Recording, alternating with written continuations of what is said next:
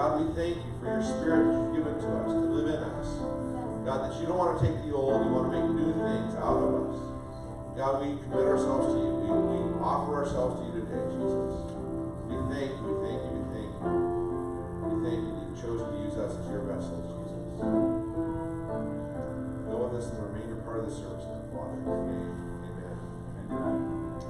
Amen. Well, you may be seated this morning. Or actually, before we're seated, sorry, my bad. Before we're seated, why don't we say hi to other people around us? Let's try to meet somebody new.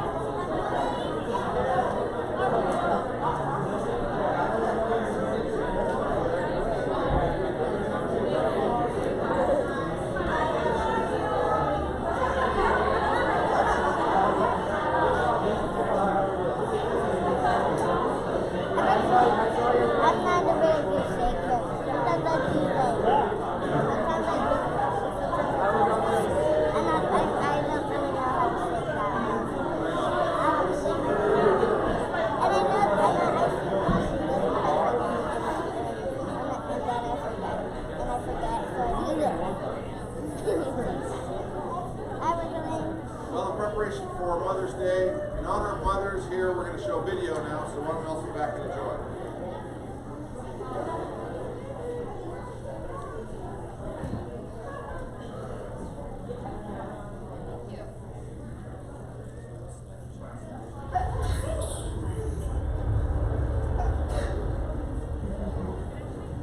Only one hero can save her family and prevent disaster. Mom, we're gonna be late for school. I don't think so. What? Experience the phenomenon that critics are calling inspiring. Mom, I can't find number 17. Come on, Billy. Dig deep. A lot of fun. Pure genius. Mom, where's my phone? Table, Keys. bedroom, Dragon Man? under the couch between the monkey and the flip-flop. How does she do that? Created by God to demonstrate his love with grace, elegance, and poise.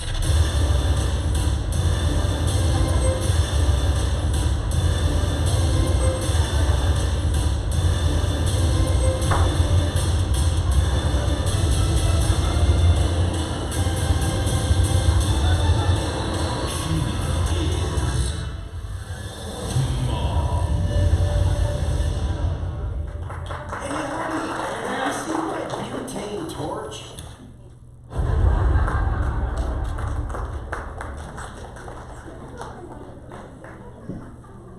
Okay, so happy Mother's Day to all the mothers. We thank you for all you do. And let's have all the kids come up here right now. We have a little gift for you, and so as the kids come on, you guys can come up. And why don't you guys all get a gift out of here. Why don't you get a couple, one for your mom and one for maybe another mother. And let's go give all those gifts out to all the moms. Okay, quickly. We're just gonna get the gifts out. Go take them to your moms, and take them to someone else. Here, take a couple. Go give them all to all the moms. Okay, but move them to some other moms, okay? Okay. You want to give those to a couple moms? Okay.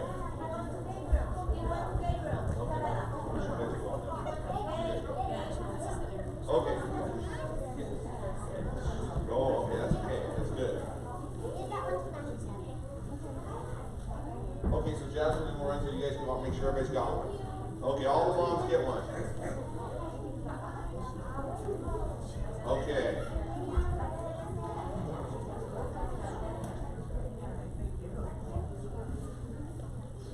Okay, thank you guys for doing that. If they got you a mom and you got one, then you deserve it. You're a mom. Okay, thank you guys for doing that. You love your mom, don't you? You guys all love your moms? Let's get your attention. Sorry. Okay, you guys all love your moms, right? Yes. They love you very much. And they have awesome plans for your life. And so it's so important that we as children learn to be obedient and to honor our moms. That's why we have a special day, that we can honor our moms. Okay, let's pray. Okay, Jesus, thank you so much for each one of these children, God. God, I thank you for the moms that gave them birth, God, the moms that raised them, the moms that pour their lives into them. And just today, God, that we pray that we can honor our moms, Father, and we pray that as we go to kids' church, that you're going to speak to each one of these hearts and lives, God, that they can continue to be transformed by your power that you've given to us. In your holy name, amen. Amen. Amen. Okay. In the bulletin, there's a couple of announcements I want to make. One is next Saturday. Well, there's three announcements of things coming up. Next Saturday, if you like fireworks, we're going to have a big fireworks shoot here. Some of the neighborhood doesn't like it. We try and let them know so they can be prepared. But we do a display for all of our fireworks stands, and so that's actually next Saturday night at dusk out in the field out here. The 25th, 2 weeks from now, 25th, ladies' tea. You don't want to miss that, as Matt's mother's going to be here speaking, and then that next day on the 26th, Matt's dad's going to be speaking, and we're going to have a barbecue after church. So that's Memorial Day weekend. We encourage you to make sure you have plans to be here. And then the market, of course, starts in June. The first announcement on the bulletin is something that just happened this week. There's a teacher in the first service, and she sent me an email about what's going on in the North Shore School District. And basically there's there's a real agenda to push homosexuality, transgender, all kinds of stuff in the school district. They've made plans for June to be this special month where they're going to honor all these things. It's not appropriate for the schools. And so they need to hear from you. Now, the bulletin says that there's a board meeting. They're requesting, there's this group called North Shore, or NSD Unity. They're requesting that people come to a board meeting tomorrow night, the school board, and testify. But since then, this group's gained enough influence that they said, hey, you know what? We don't want people coming, so just if you write letters, they're going to work with this group. So I encourage you, go to this website to see what the agenda is. Okay, as parents, especially if you have kids in the school district, and then it's got all the emails to send a message to. At the bottom of the what can we do, there's a couple tabs. The what can we do, at the bottom of that, there are some videos on there that you ought to watch. And just because the reality is this, is that abnormality in the whole sexual realm, it comes out of a lot of pain. And so when people are hurt, then they inflict that on other people. And so we need to protect our kids, as God's given it to us to protect. So it's kind of a difficult subject, but I just want to bring that up, that we as people, it's an opportunity for us as parents to respond. So my wife and I are writing a letter to the school district and telling them what our thoughts are, and so that they can move forward. Okay. Of course, there's the other events: Manly Monday, there's Prayer Time Tuesday, all the events, New Heart Wednesday. There's all things going on this week, and so I encourage you to look in your bulletin for those things. We're going to have the ushers come this morning. We're going to honor God with all that He's blessed us with. And the verse I chose today is Proverbs 31, verses 28 and 29. And it's about mothers. And it says, her children rise and call her blessed. Her husband also, and he praises her. Many women have done excellently, but you surpass them all. The principle is this, and this is actually the message that Pastor Matt's going to give us, is that God gives back with blessings added. That as mothers have poured into their children, and there was no expectation in return, as they pour into their children, God blessed them back. And it's the same principle as we honor God with our finances. As we honor God with what He's given to us, He blesses us back above and beyond what we've given. So we just want to make sure that we honor Him this morning. So God, we come this morning to you. We bring our offerings, our tithes and our offerings to you, Father. We offer them to you. And we thank you, God, that you have blessed us so much. So out of gratitude, out of obedience, God, we honor this sacrifice of praise to you. In your holy name, amen. Amen.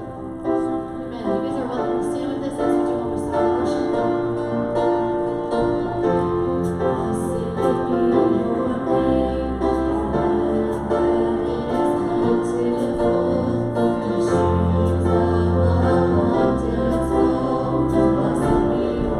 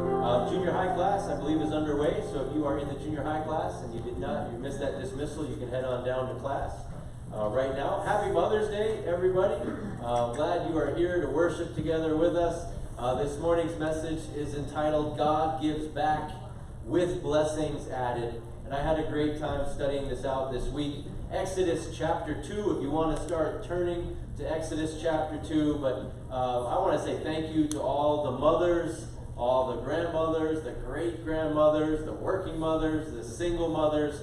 Mothers really are the glue that holds it all together. It's like this intangible thought in my mind that I can't quite articulate. But the mothers seem to just have common sense, wisdom, stick-to-itiveness, elbow grease. They keep us from doing something really dumb. And they just hold everything together, and they put in so much effort. So to every mother here, and all of you who serve as grandmothers and great-grandmothers, thank you from the bottom of my heart, and I know here at the church we appreciate the mothers here in attendance. We want to talk about a mother in the Bible. Jochebed was her name, and we'll get to her in a moment. So we'll be turning to Exodus chapter 2, and I have a list of some things that mothers commonly say. And so if you're a mother, ask yourself, do I say these things? And if you're not saying, have I heard my mom say these, or my wife saying this? And have a little bit of fun. And now this first one's a little bit old school. Maybe this group, the first service, they were all over it. They knew exactly what I was talking about. You guys will see. Like if you found out something about one of your kids and you told them, and they might say, how did you know that? Moms seem to know. How did you know that? And they say, a little birdie told me. I don't know where we came up with that phrase. How many of you have used that phrase before? A little birdie told me? A few. Okay, a few. First service, hands everywhere. Everybody was in on that one. How about, I didn't ask who put it there. I just told you to pick it up. Right? We've all said that one. Moms, I've heard my mom tell me that over and over and over again. I don't know how many times I heard this next one from my mom. I'm not going to say it again. Right? And yet she would usually say it again. Like 6 or 7 more times. But I'm not going to tell you again. How about this one? This one, I found it, I've adopted this one. Like I've started saying it means I'm getting old. My mom would say to me all the time, I was never bored at your age. Have you heard that one? Have you heard that? Have you said it? I was never, I'd say, Mom, I'm bored. She'd say, I was never bored at your age. I tell it to my kids. They don't understand how I could not have possibly never been bored because I didn't have the internet, right? When I was a kid, there was no internet. So like, what did you do all the time? And well, my mom would say, well, I'll go read a book or write a poem. What I'd end up doing is throwing rocks at beehives. That was like the most fun thing to do. But I don't remember my childhood being boring. So when my kids say I'm bored, I say, when I was your age, I was never bored. This one rang true for my family, my mom growing up. I didn't buy snacks for the whole neighborhood because we were that house and everybody was through. You'd go to the grocery store and then the cupboards would be empty immediately. But this one I know we've all said, all mothers have said this one. I'm going to give you to the count of 3. Right? Did anyone actually push that limit and let it get to 3? Oh, yeah, I never did. You'd be like 1, 2, I'm sorry. Stop. No, stop right there. But Dave, you let it go all the way to 3. And Dave, your mom's here with us, so we can check in on that. This one I never heard, but I thought was genius, and I'm going to start using it. Maybe everyone heard it in first service. Let's see if you've heard it. If you're too full for dinner, you're too full for dessert. Is that a thing? Oh, yeah. I'd never heard that. Never heard it. No, I guess I'm the only one. So we have these things that moms just say, I'm not going to ask you again. You think those socks are going to pick themselves up? But then we hear these sweet ones over and over again. You're growing up too fast. Right? We've all said that. Even dads, you're just growing up too fast. Moms say, I love you over and over again. You mean the world to me. Right? Moms say that time and time again. There's nobody like you. My personal favorite, I'm so glad God gave you to me. Those are the sweet things. I'm going to give you to the count of 3. I didn't tell you who put it there. I told you to pick it up. But moms are really the glue that hold it all together. And we want to look at a young lady named Jochebed. She lived in slavery in Egypt. Pharaoh had issued a law that all Hebrew baby boys were to be thrown into the Nile River at birth. Imagine living under those conditions. And many of the maidservants of the Hebrews were defying those. They were not complying with those orders. But it was a very, very difficult time to live. It was a difficult time to have a baby boy. And Jochebed gave birth and was told, you have a baby boy. And Jochebed had no rights. She had no say over anything in her life. Society was out to take her son from her, and she had to find a way. And so let's go ahead and read Exodus chapter 2, starting in verse 1. We'll read through verse 8. Now a man of the tribe of Levi married a Levite woman, and she became pregnant and gave birth to a son. When she saw that he was a fine child, she hid him for 3 months.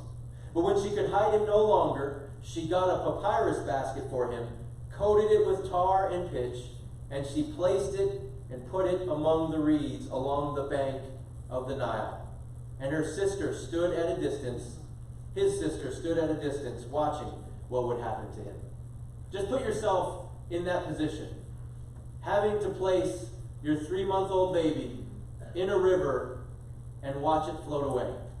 I mean, we can read these stories. Some of us grew up hearing these stories, and we kind of gloss over it. Do you know how difficult that moment would have been? Verse 5, then Pharaoh's daughter went down to the Nile to bathe, and her attendants were walking among the riverbank. She saw the basket among the reeds and sent her female slave to go get it. She opened it and saw the baby. He was crying, and she felt sorry for him. This is one of the Hebrew babies, she said. Then his sister asked Pharaoh's daughter, shall I go get one of the Hebrew women to nurse the baby for you? Yes, go, she answered. So the girl went home and got the baby's mother. Pharaoh's daughter said to her, take this baby and nurse him for me, and I will pay you. So the woman took the baby and nursed him. When the child grew older, she took him to Pharaoh's daughter, and he became her son. She named him Moses, saying, I drew him out of the water. So she named him Moses, which means I drew out. And it was a prophetic name because what would Moses grow to do?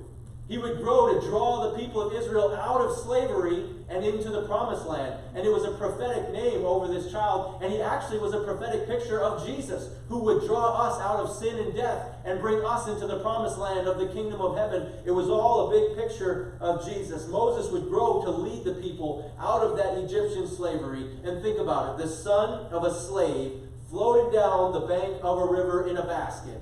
And God orchestrated salvation for millions through that event. So let's break this down and take some points home with us here this morning. Number 1, Jochebed perceived her baby was precious.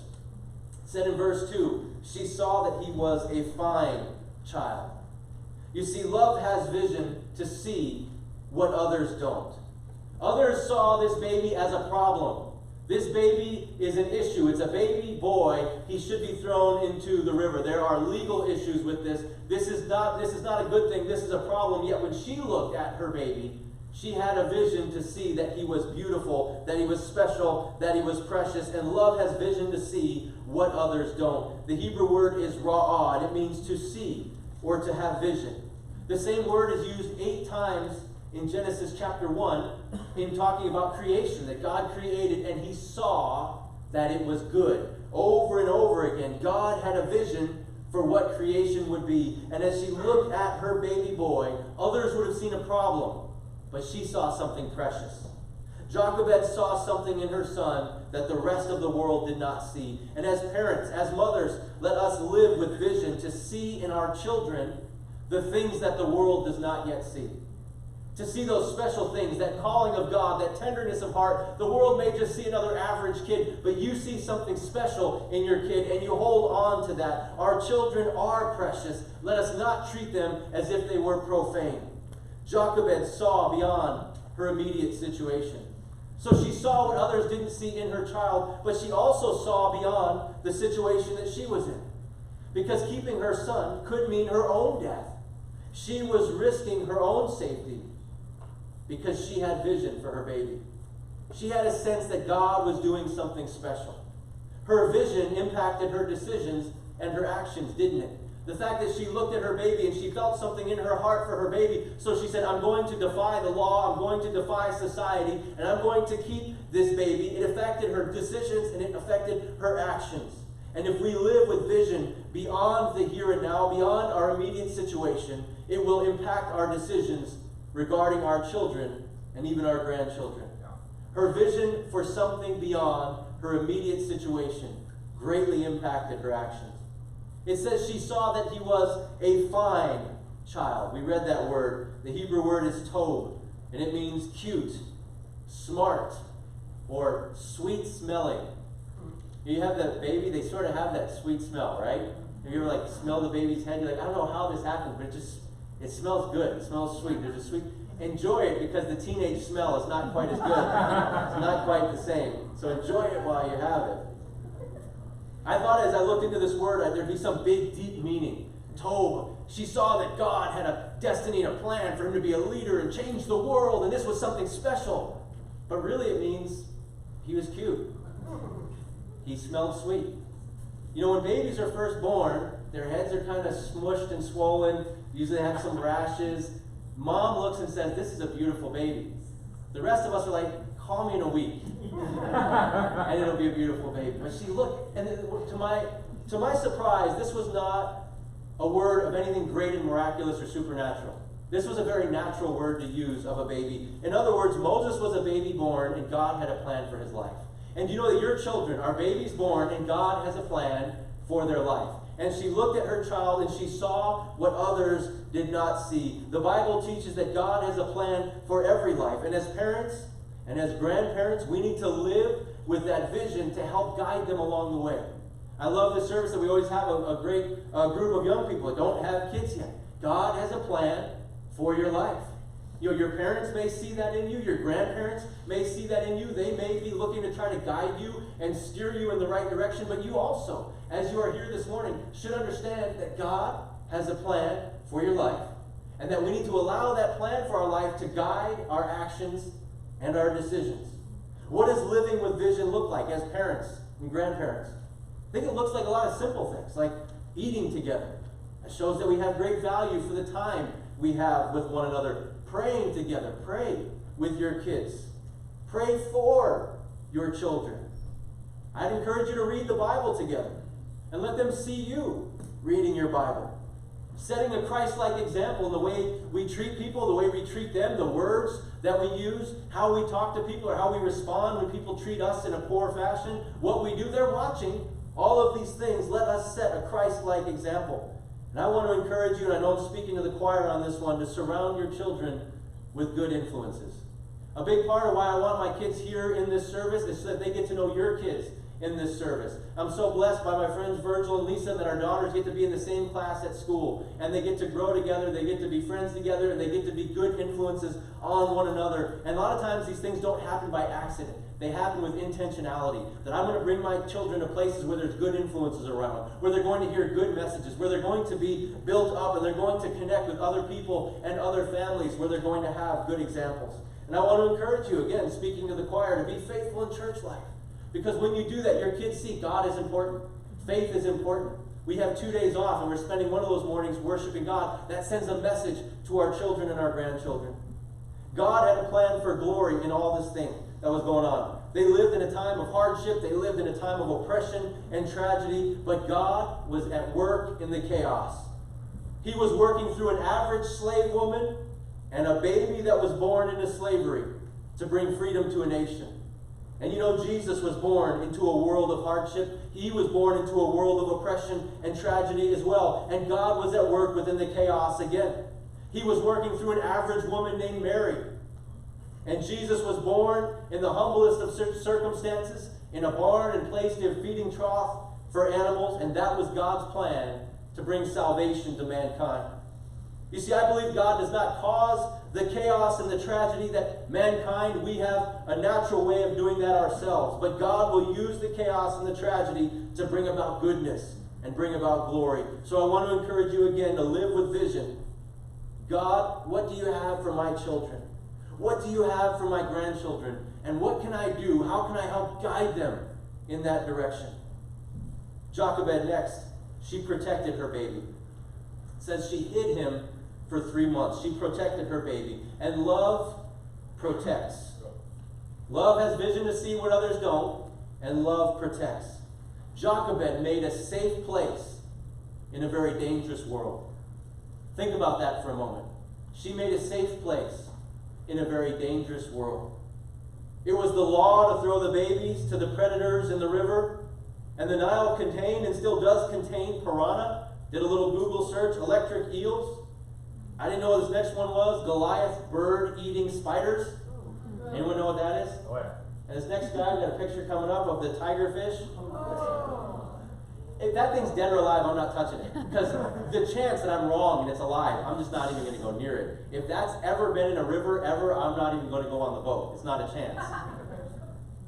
Goliath bird-eating spider. I didn't know what that was. That's the tigerfish. But the Goliath bird-eating spider, I Googled it just because I wanted to see what this thing looked like. And they have like top questions, like most commonly asked questions. And the first one about the Goliath bird-eating spider was, do they make good pets? Do they make good pets? What happened to hermit crabs? Like, that's the most dangerous pet you should have. Do they make good pets? And I clicked the little tab to see what the response would be. And the response was, no, actually they do not make good pets. I don't know if you have to go to Google to figure out that a Goliath bird-eating spider does not make a good pet. There's something wrong with this picture. They also contain in the Nile crocodile. It can grow up to 20 feet long. Now I understand, and we already read the story how she floated that basket down the river, right? That this was, to throw a baby in there, it's just between the water and all the things. And odds are if they're bathing and using that area, these things are not in that immediate area. But still, if you're putting your child in there, there's that fear, right? And we can't allow fear to stop us. We can't allow fear to stop us from living in faith.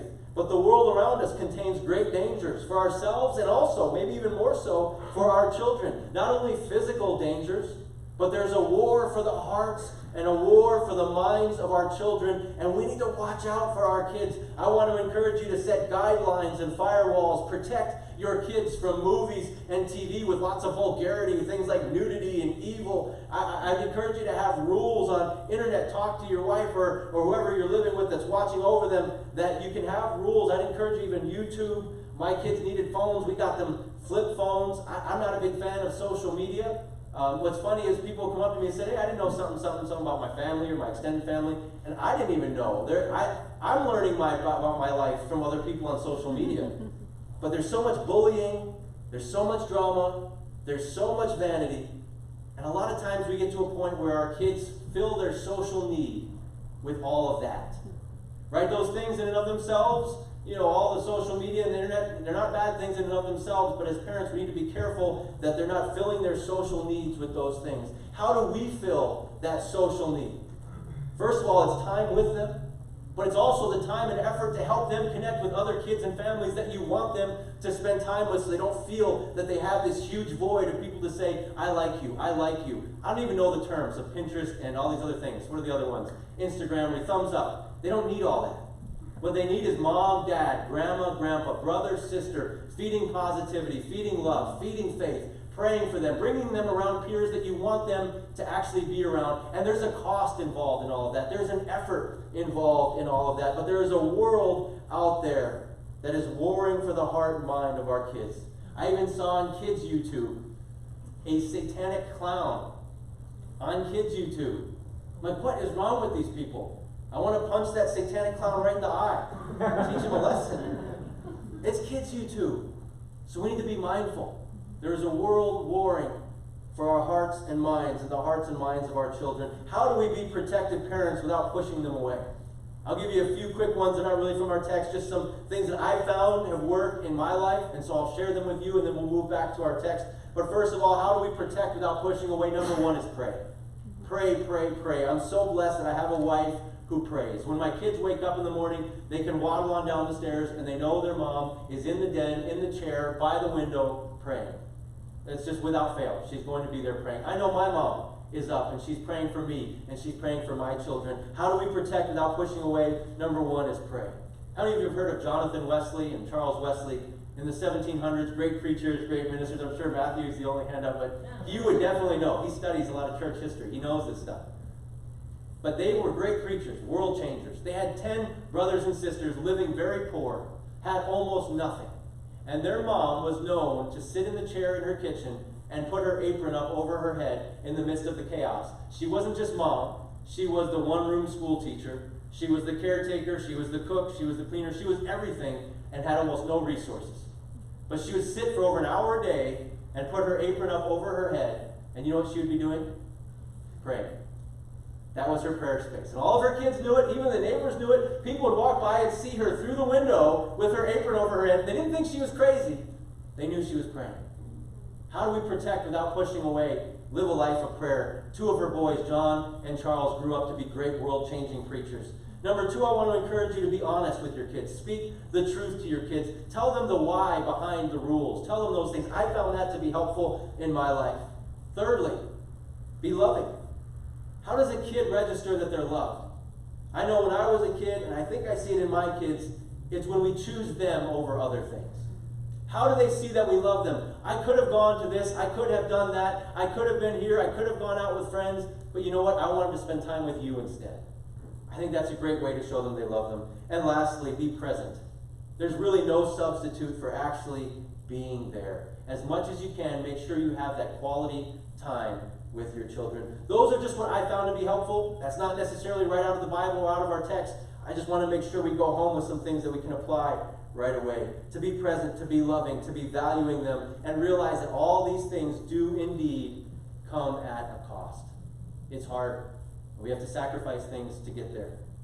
I was blessed to hear when my wife asked my oldest daughter, who's 12, where's your favorite place in the world? Some of you just do like table questions or something at dinner. Where's your favorite place in the world? I was thinking like Hawaii. Maybe she'll say Disneyland. Maybe she'll say, California where her cousins are. And you know what she said? Home. Because a praying mother, being intentional, found a way to make a safe place in a dangerous world. And we're pretty strict. I could see maybe a time where there's some pushback. But the goal is to make a safe place in a dangerous world. And to be honest, the world out there is dangerous. I want my 6-year-old to know the world out there is dangerous, and we do this, this, and this. And these are why we're doing these things. And I found that to be helpful in our lives. Jochebed, she made a way to find a safe place in a dangerous world, and she risked everything to protect her son. She could have been killed for keeping her baby, but love is selfless. Just this last week, our youngest had cramps in her hamstring all night, from like 5 p.m. all the way past midnight. And I was blessed that my wife was able to say, I'm going to sleep on the floor next to her. Just the whole night. You know how uncomfortable it is as a grown adult to sleep on the floor? That's the worst. You can never get fully comfortable. I've never mastered it. If one of you knows how to be comfortable on the floor sleeping, let me know. I know a lot of you mothers out there and grandmothers, you've made those same choices. I'm staying by this bedside. I'm sleeping on the floor. I'm not going anywhere. I'll be up waiting. I'll be up praying. Love is selfless. 1 Corinthians 13, 7 and 8. Love always protects. Love always trusts. Always hopes. Always perseveres. Love never, fails. And I was grateful that before I was married, I sat in a church and they were teaching on love. And the preacher said this, and it just stuck with me to this day. Love is a choice. We think of love as Hollywood. We think of love as comedy, romance movies. We think of love as songs and poetry. And those things are great, all good and well and dandy. It's this feeling of love. But at the totality of the Bible and the reality of life is love is a choice. Love is a choice to be selfless. Love is a choice to protect. Love is a choice to trust. It's a choice to hope. It's a choice to persevere. Love is a choice. So whoever you're here with, who's next to you, shoulder to shoulder, whoever you go home to, your extended family, remember, love is a choice. Feelings come and go, but it's a choice to say, no, I love this person. I love my child through and through. No matter what, I love my grandchild. I love so-and-so, and it is a choice. I'm choosing to love. And as we choose to love and we stay committed to that choice, the soil for that feeling of infatuation is rich, and the feelings will follow. Jochebed, thirdly, she prepared a way where there was no way. I think I skipped a blank there. God protects. We're looking at Jochebed protecting her child. God protects. Even in death, God protects. Think about that. So how did he let this happen? Hey, even in death, because Christ, in the greatest act of love, he chose the cross, he committed to the cross, and now he has protected us from sin and death. And even in death, we're in his everlasting kingdom, and he's protected us even from that. Thirdly, Jochebed prepared a way where there was no way. It said, but when she could hide him no longer, she got a papyrus basket for him, coated it with tar and pitch. Why did she have those? That she had nothing. She prepared a way where there was no way. Love finds a way. Jochebed knew she could not keep her baby forever. So she did the best she could with the time she had. She had him for 3 months. Some of us will have our kids for 18 years. Some of us will have our kids under our care for 21 years. Maybe 35. Not sure. But nonetheless, it's a finite amount of time. And she did the best with what she could. She knew she could not keep him forever, so she prepared for the day that she would have to let him go. And we should do all that we can do to prepare our children for that day that we have to let them go. And really it is adding up all the small choices into one big result. It's the choice to spend time. It's the choice to sit and listen. It's the choice to pray. It's the choice to cry with them. It's the choice to teach them and lead them in spiritual things. It's the choice to be here and bring them to church and show them the importance of God in their life. It's showing them what's truly valuable. All those little choices, they add up to one big result. At this pastor's conference I was at, I met a guy, my brother met him a couple years ago at this conference, and he had lost 130 pounds in a little over a year.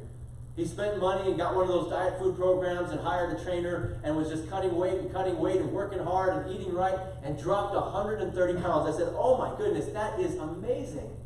And he said, you know what, it really wasn't amazing. I said, really? He said, really all it was 1,000 tiny decisions that added up to one big result.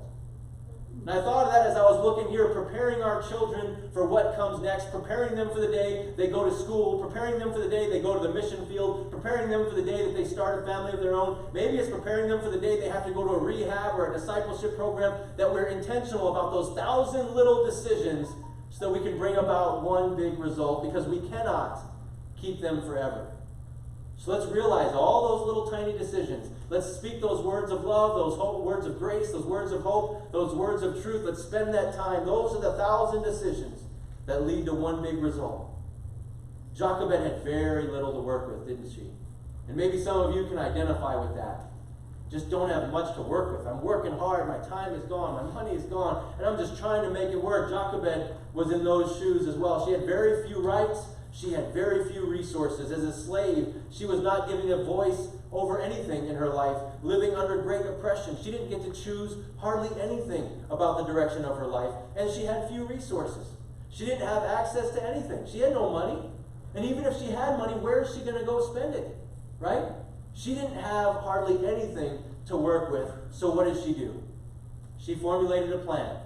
My only hope is to float him down the river. Maybe she knew Pharaoh's daughter would be out there. I don't know. But she probably had to go out and find papyrus on the ground, those reeds on the ground. She probably had to weave that basket together. Maybe she had to go out and find that tar and the pitch that they were using for the slaves' building projects, and had to just kind of glean whatever she could and use whatever little scraps she could find to get herself a basket. But she made a way. Love finds a way. I was at that same conference, and one of the pastors there, he's an older gentleman. He was recalling a time 55 years ago or so when he was a child. He was sharing how his family was incredibly poor. And there actually came a time where his mother got the bowl out, or the boiling pot out, put water in it, put it on the stove, and started boiling the water, started frothing and bubbling. And he was looking in the cupboards, and this one was empty, and that one was empty. There's nothing. Not a can of food, no beans, no rice, no meat, they had literally had nothing to eat. And as a boy, he remembered asking his mom, "Mom, what are you going to boil for us to eat?" She said, "I don't know, but God will make a way." She already had the water boiling, but had nothing to put in it. And she told her little boy, who would grow up to be a pastor, God will make a way. The water was boiling and bubbling, and steam was coming, and then came the knock at the door. They opened the door, the neighbor had gone to the store and said, "Hey, we thought of you guys when we were at the store. We got you this meat, we got you these potatoes." And the food had arrived. That faith that mother had impacted her son so greatly that even as a child, he's grown 50, 60 years in the past, and it still makes an impact on him that God will make a way, and God will make a way. Some of us wrestling with few resources, few rights, little time, little energy, hang in there. God will make a way. Jochebed found some reeds and some tar, and she made a way, and God made a way. You may feel like you have nothing to work with. You ever feel like that? I have nothing to work with. I'm all out. What did God make the universe out of? Nothing. You may say, I have nothing. God made a universe out of nothing. Jesus fed thousands with a little boy's sack lunch. It wasn't enough, but in the hands of God, He made it enough. Jochebed took some reeds and some tar. It wasn't enough, but God delivered a nation using that little basket. Jesus carried a couple of beams of wood up a hill, and God brought salvation to mankind. Whatever you have, it is more than enough in God's hands. Jochebed, lastly, placed her son in God's care. Then she placed the child in the basket and put it among the reeds along the bank of the Nile. She placed her son in God's care. And love knows when to let go and let God.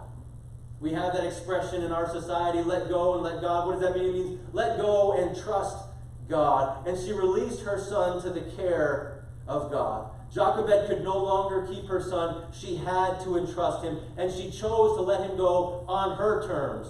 Rather than holding on too long and not trusting God, what would the result of that have been? Had she just said, I will never let him go, I can't trust God, I can't let him go, it's all on me, it's all in my own strength, I have to do it, the day would come when she would be found out, and the story would not end well.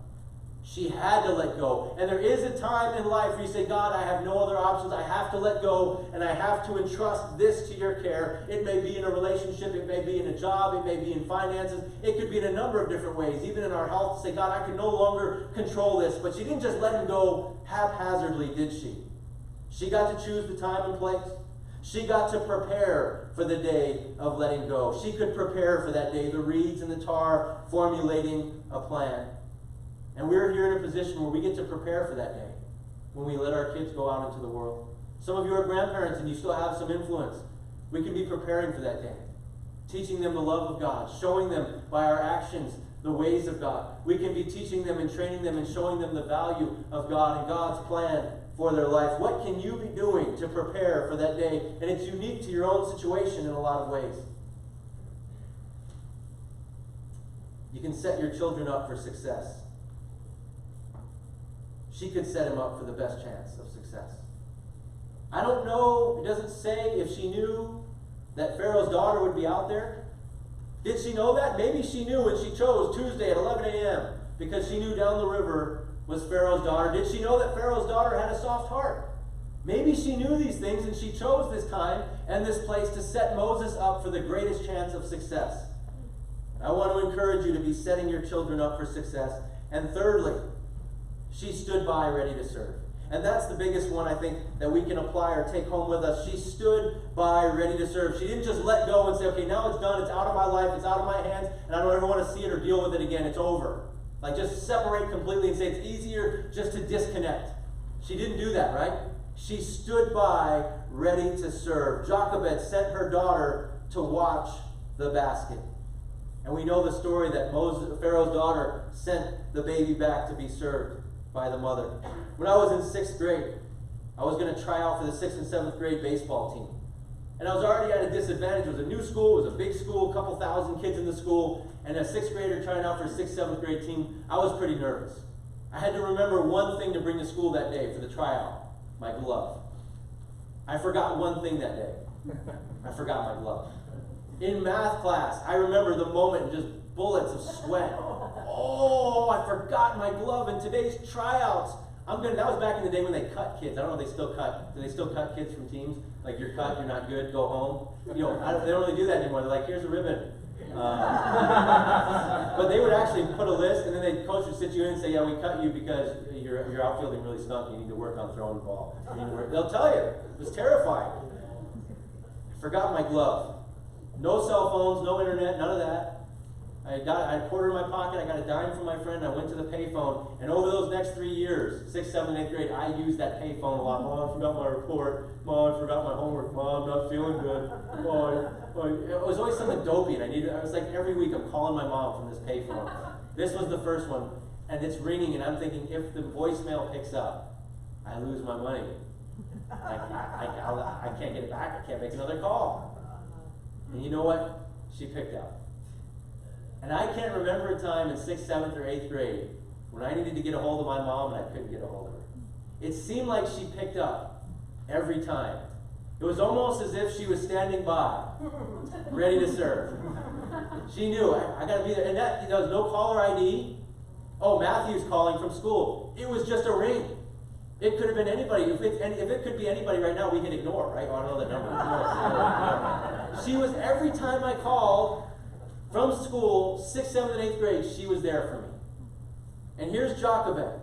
She could disconnect and say, it's not my problem anymore. I did my best. I'm letting go, and now I'm never again. It's over. It's too hard. It's too difficult. Too much for me. I can't even hardly feed myself. What am I going to do? But she stood by, ready to serve. And she sent her daughter to watch the basket. Maybe she sent her daughter, maybe because she was too broken to do it herself. That's a guess. She put the basket in the river, and maybe it was just too much. The daughter had to go watch. Or maybe she thought Pharaoh's daughter will have a heart for this little kid, right? Maybe a grown woman's not the touch to put on this. Maybe she needs to see this little girl. But if you're here today and you're saying, there are some things I have to let go, but it's too hard, it's too heartbreaking, I can't do it. You have a room full of people right here, right now, including myself, including my wife, and Pastor Brad and Brenda, who will say, you know what, we'll walk that riverbank for you.